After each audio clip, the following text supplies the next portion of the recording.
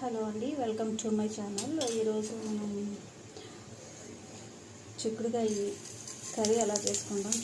కొంచెం జీలకర్ర వేసుకొని, కొంచెం ఆవాలు వేసుకొని, అవి కాస్త చిటపటలాడాక ఆనియన్స్ వేసుకొని, ఆనియన్స్ బాగా ఫ్రై అయిన తర్వాత నేను ఇందులోనే టమోటాస్ కూడా వేసుకుంటానండి. కొంచెం లైట్గా సాల్ట్ వేసుకుంటాను.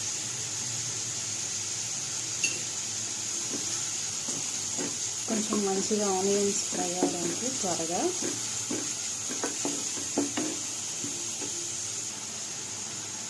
కొంచెం కరివేపాకు,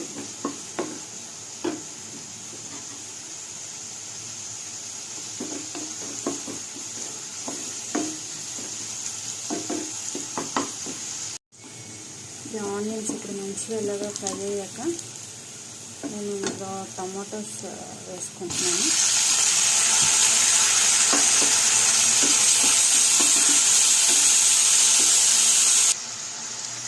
టమాటోస్ కూడా వేసుకుంటున్నాను.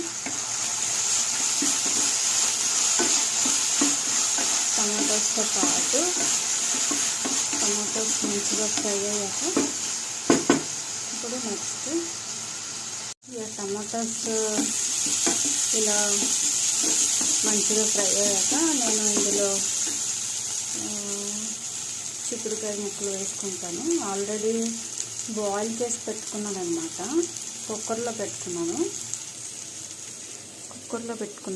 చూడండి. ఇలా పెట్టుకున్నాక నేను ఇప్పుడు ఇందులో వేసుకుంటున్నాను.